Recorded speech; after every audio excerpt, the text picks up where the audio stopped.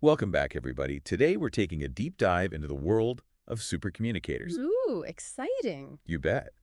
Our listeners sent in some excerpts from Charles Duhigg's book, Supercommunicators. Interesting. We're going to break it down, see what makes these masters of connection tick. Love that. We've got selections from the prologue, chapters 1, 2, 3, 5, and 6, plus a little bonus material Okay. from the guide to using these ideas. Ready to decode the secrets of these communication gurus? I am ready. Duhigg does such a brilliant job. He does. Weaving together those real-life stories and the research. And like really insightful stuff. So much to uncover. Absolutely. Why don't we kick things off with With highs. Felix Segala. Oh, yeah. Duhigg introduces him as the epitome of a super communicator. Yes, Felix. He's a great example Okay, how so? of how these super communicators operate, right? Right. So he's being interviewed by this team of scientists. They're studying persuasion and negotiation, too, for the Department of Defense. You'd think they'd be the experts in communication. You would think. But Felix doesn't try to, impress them with his knowledge or anything. What does he do? Turns the tables. Oh. No. Starts asking them questions, personal questions, about their lives, favorite memories, even their families. Wow. Bold move. It is. And what's fascinating is this. It completely disarmed them. They ended up feeling really connected to him, like they'd known him for ages. So he basically bypassed all the barriers. Yes. The ones we put up in those professional settings. Exactly. And he created a space for genuine human connection. Exactly. So what's the takeaway here? What can we learn from Felix? What was it? Well, it wasn't just that he asked questions. Okay. It was the type of questions. Why? So He focused on getting to know them.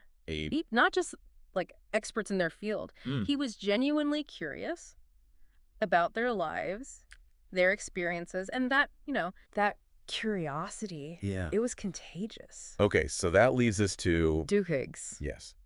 Duhigg's concept of learning conversations. I love this part. Have you ever noticed how certain conversations just feel good? All the time. Like you're walking away feeling energized, So, connected. oh, yes. Those are the ones Yes. where we're not just exchanging information, right? Right. But we're actually learning about each other, sharing thoughts, Is feelings. listening. Don't forget listening. Maybe most importantly, listening to what the other person has to say. That's key.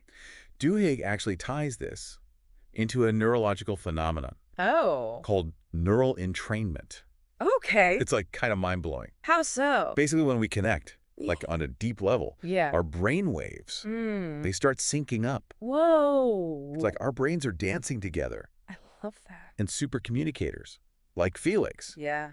they seem to have a knack for it, this neural entrainment thing. Fascinating. So they're not just being nice. They're creating a neurological connection. I love that. Me too. How Duhigg backs this up? Walk fit. Hard science. Yeah. All these touchy-feely concepts. Yeah.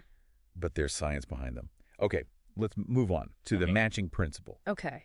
Duhigg uses this story of Jim Lawler, a CIA recruit, Okay. to illustrate this. All right. So Lawler, he's tasked with recruiting this person, Yasmin, from a nation that was, let's say, not friendly to the U.S. Okay. His initial attempts, textbook, CIA, right, promises of a better life, money, the whole 9 yards. Classic spy stuff. But Yasmin wasn't buying it. Suspicious. Guarded.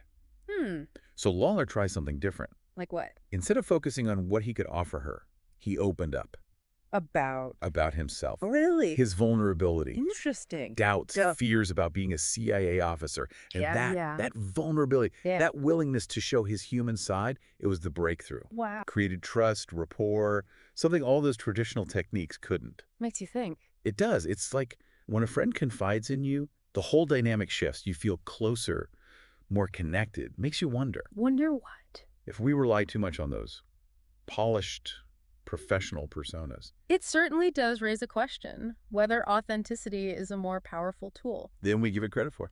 For sure. And, Duhigg brings up research Oh, yeah. Whose research? by Bo Sievers, Okay. who studied consensus building. Hmm. But get this, he did it by Bye. monitoring people's brainwaves What? Yeah. during conversations. They were hooked up to brain scanners while chatting. It was intense. But What did he find? he found that, like, the successful conversations Mm-hmm. often involved this neural alignment. Yeah. Their brainwaves were syncing up. So I'm guessing the people who are good at Oh. matching their communication style to Yeah. the other person, they were the ones fostering this Exactly. alignment. It wasn't about mimicking, though, or Right. being fake. It was about being attuned to their mood energy, subtly reflecting that back, like a dance. A dance, exactly. Yeah. So it's less about the perfect script Yeah. and more about being present, Yeah. reading the room, Yeah. and responding in a way that makes the other person seen and heard. That's it. That brings us to another type of conversation. Duhigg explores. It's the what's this really about conversation. Ooh, interesting. He uses this gripping courtroom drama, Okay. the trial of Leroy Reed, Oh, right. to set the scene. Gotcha. So Leroy's case, more complex than it seemed. Okay. How so? He was an ex-convict, but legally bought a gun. Uh-huh. But then he's arrested because, as a felon, he was prohibited from owning one. Ah, I see. And the jury, they were deadlocked. Couldn't agree on a verdict. Makes sense. That's where John Boley comes in. Okay. A juror who, surprise, surprise, What? embodies a lot of those. Traits. Of a supercommunicator. Okay. Instead of, like, getting bogged down in the legal technicalities. Right. He focused on understanding what each juror really wanted. Now that's interesting. Like, was it about upholding the law, Mm. showing mercy, or just getting out of there before dinner? That's so crucial. So often we get caught up in the surface level arguments, Right. without recognizing those, like, Yeah. deeper needs, the motivations, driving the conversation. Once Boley understood what everybody really wanted, he reframed the conversation as a problem-solving exercise. Yeah. Finding a solution that, Addressed everyone's concerns. exactly. Sure. It wasn't about winning or losing. It's about finding a way to, like, expand the pie, so to speak. I like that analogy. This is something we can all apply, right? Totally. On our own lives. Next time you find yourself in a disagreement Yeah. at work, family, even online, take a step back and ask yourself, Okay. What's the question? what's this really about? What are those underlying needs, those desires that aren't being expressed? Good advice. Duhigg even gives us some tips Oh, I love tips. for recognizing those. What's this really about? Signals. Tell me more. Pay attention to those seemingly off-topic comments. Oh, I see. Maybe someone mentions a deadline or expresses frustration about a recent email. Okay. Those could be clues that there's something more going on Right. beneath the surface. Right. That's your cue. To dig a little deeper. Ask clarifying questions. Don't be afraid to say, hey, I'm sensing some tension here. Uh-huh. What are your biggest concerns about this situation? That makes sense. By bringing those unspoken needs to light. Right? Yeah. You can transform a potentially contentious conversation, Into. a collaborative problem-solving session. Nice. And who knows, you might just find yourselves coming up with a solution that everyone can get behind. Now, let's shift gears. Okay. What are we shifting to? Let's talk about feelings, Feelings. Okay. Feelings, huh? Can be tricky. especially in lied professional settings Mm-hmm.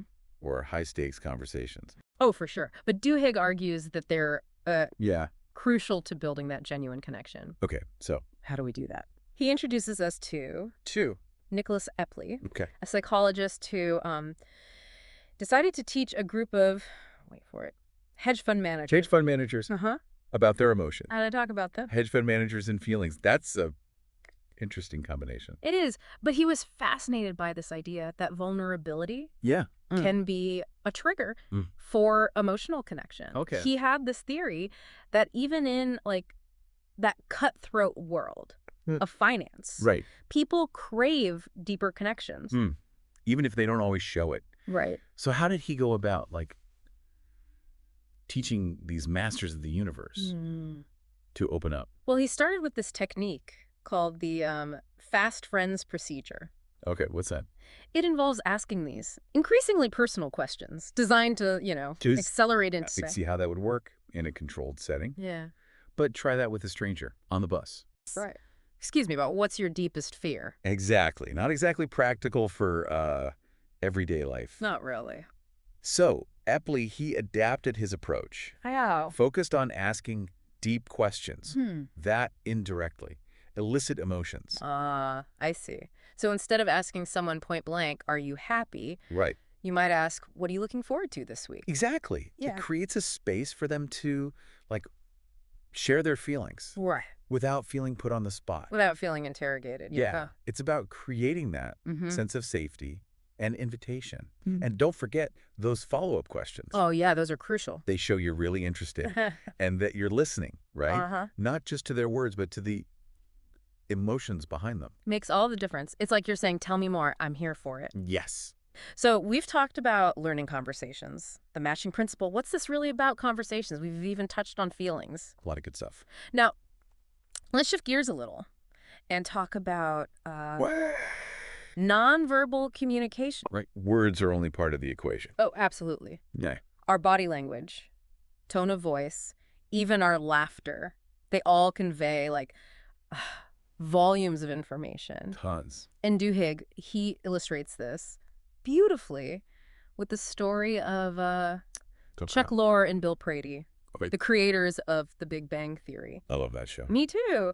But they were struggling to convey Sheldon and Leonard's Their emotions authentically in the pilot episode. Well, those characters aren't exactly known for their, emotional expressiveness. Right. So they came up with this brilliant solution. Which was? They had the actors repeat the word hi. Just hi. Over and over again. But with all these varying moods and energy levels. Wow.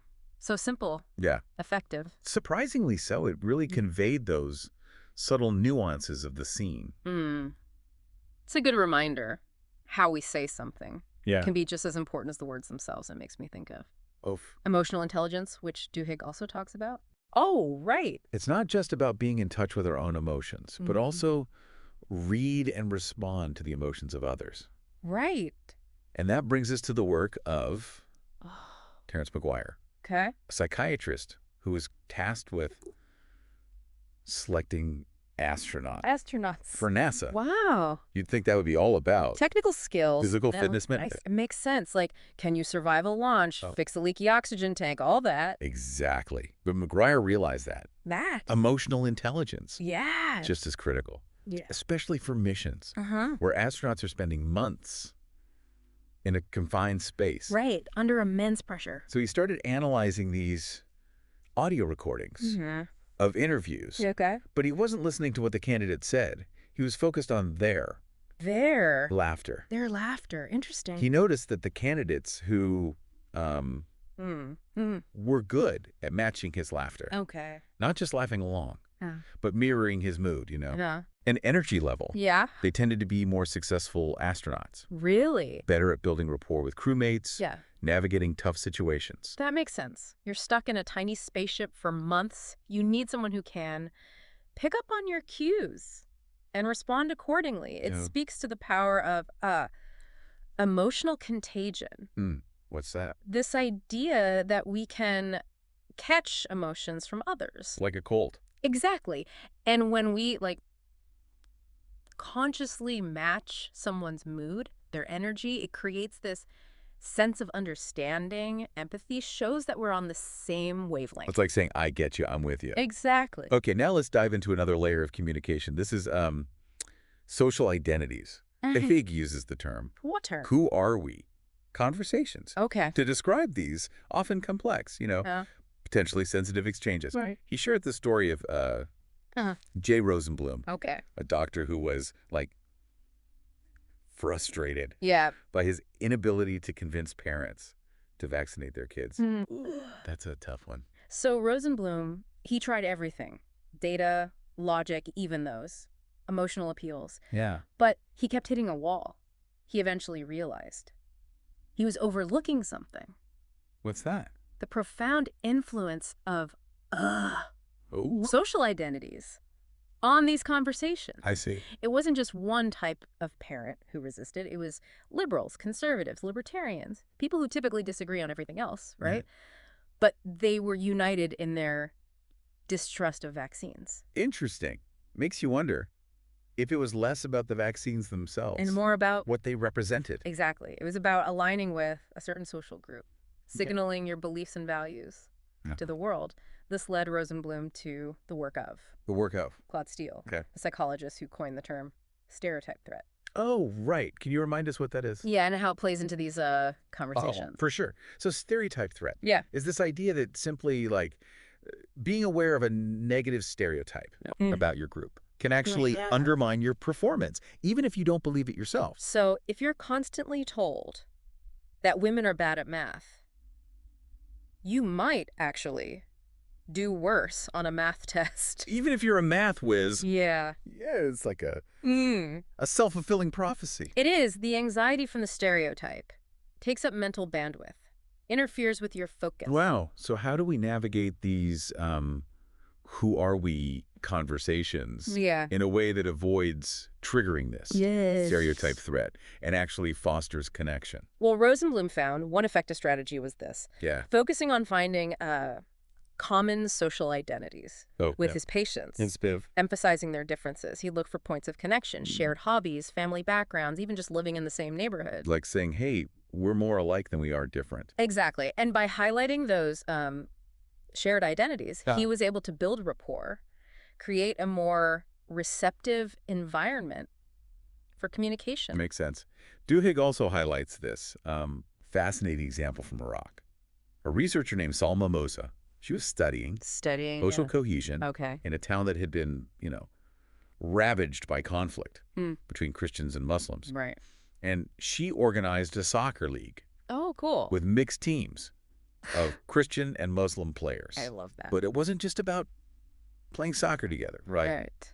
Musa deliberately structured the league to encourage players to think about identities beyond religion. Each team had assigned roles, like goalkeeper, captain, even someone in charge of bringing snacks. Smart. It gave them a chance to connect. Yeah. Based on their skills, and contributions. Yeah. Rather than their religious background. It shifted the focus from us versus them to we're all in this together. Did it work? It was incredibly effective. Players on those mixed teams, they reported feeling more comfortable interacting with people from the other group, even outside the league. So it shows that even in, deeply divided communities, there's always potential for connection and understanding. If we can find creative ways to bridge those divides, it makes you wonder if we could apply this approach to other seemingly intractable conflicts. It certainly raises some interesting possibilities. Musa actually identified 3 key elements that contributed to the success. And those are? First, draw out your conversational partners, multiple identities. Remind everyone that we're complex individuals with a rich tapestry of experiences, affiliations. Ensure that everyone's on equal footing. Avoid dominating the conversation. Or highlighting your own status or expertise. And the third element? Manage your environment. Sometimes a simple change of setting can, make a big difference in how comfortable people feel, sharing their true selves. Those are such practical and powerful tips by creating that space where people feel safe to express themselves authentically. We can foster more open, honest dialogue, even about sensitive topics. Yeah. Let's get real for a minute. We've all been in those conversations that just go off the rail. Oh, yeah, the ones that leave you feeling drained, frustrated, even angry. Those are the hard conversations that Duhigg explores next. He uses the example of Netflix, their journey towards radical candor. I've heard of that. To illustrate the potential pitfalls of unbridled communication. Makes sense. Netflix was famous for encouraging employees to be brutally honest with each other. But when it came to those sensitive topics, like prejudice and bias, things got messy. How so? There was this one incident involving Jonathan Friedland, Netflix's chief communications officer. And he used a racially insensitive word during a meeting. Despite apologizing, he was ultimately fired, sparking a debate about whether Netflix's culture, radical candor, had gone too far. It highlights that challenge, of navigating sensitive topics, especially in the workplace. How do you encourage honesty without creating a culture of fear and blame? That's the question. It's a delicate balance. It is. And Netflix realized they needed to refine their approach. They started implementing diversity and inclusion training, helping employees understand their own biases and learn to communicate more respectfully. Across differences, they also started emphasizing the importance of belong alongside diversity and inclusion. So it's not just about having, like, people from different backgrounds in the room. Right. It's about creating a culture where everyone feels valued, respected. Seems like a crucial distinction. It is. It's about creating that sense of psychological safety, Gaming. the belief that you won't be punished or humiliated for speaking up, even if you make a mistake. So how do we create that kind of environment in the workplace and in our personal lives too?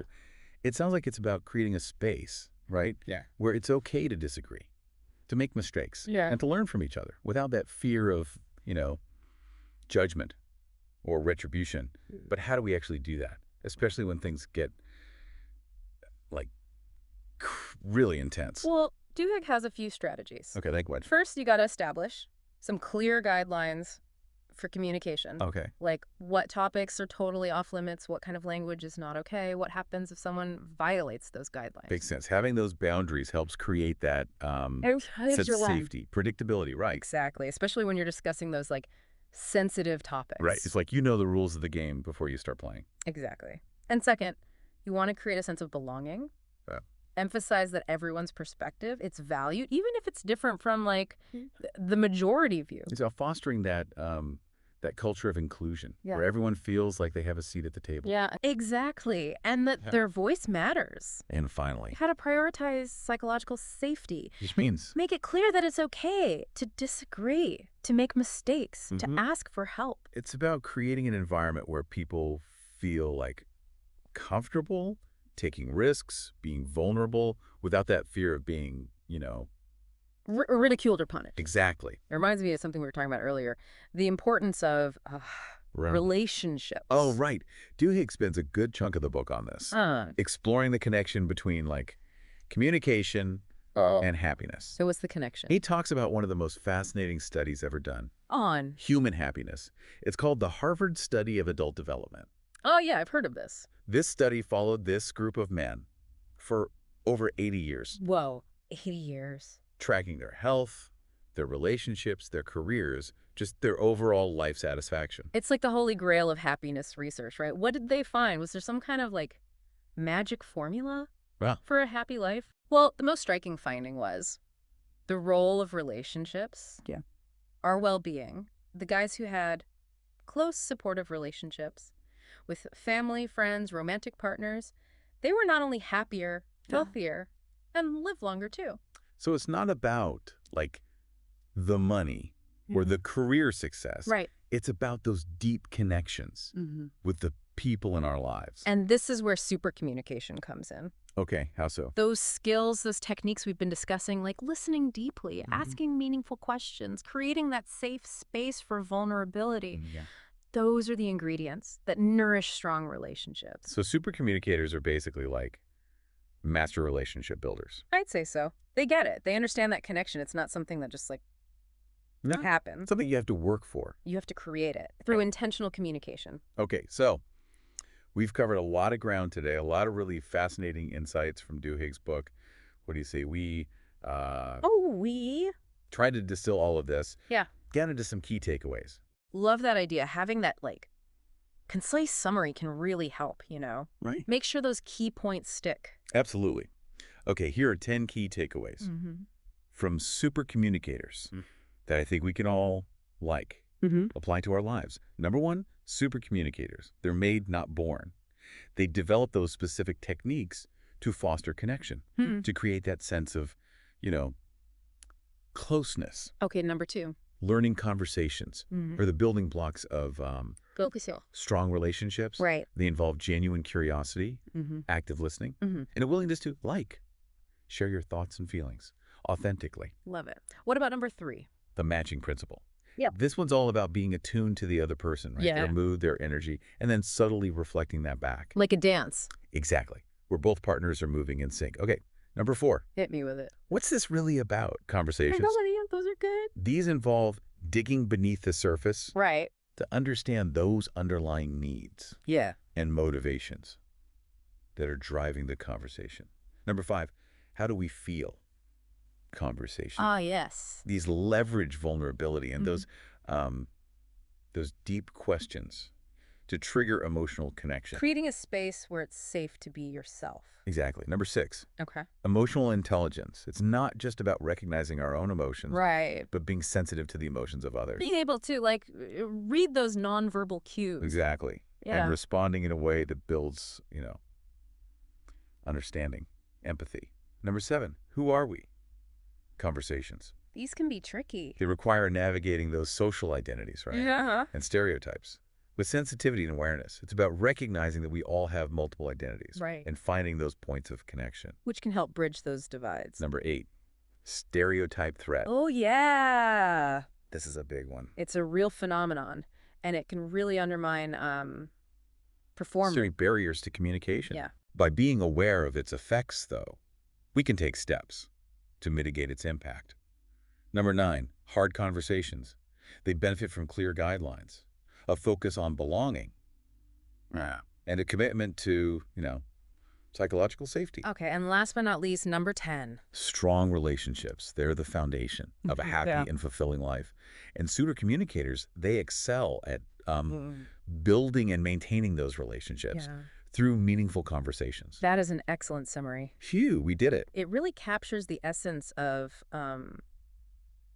Duhigg's insights and offers a roadmap, right, for becoming a more effective communicator. And the beauty of it is these techniques, applicable in all sorts of situations. From work to family life to, just casual conversations. Okay. It's about shifting our mindset from seeing communication as like A transaction. to seeing it as opportunity for connection, understanding, growth. It's about recognizing that the best conversations aren't about winning or being right, but about creating that space for genuine human connection to flourish. So well said. Well, thank you for joining us on this deep dive into the world of supercommunicators. We hope you've gained some valuable insights and are feeling inspired to, level up your own communication skills. Remember, becoming a supercommunicator, it's not about reaching some unattainable level of perfection. It's about making small changes. Intentional choices. In how we approach our conversations. One interaction at a time. Until next time, keep diving deep.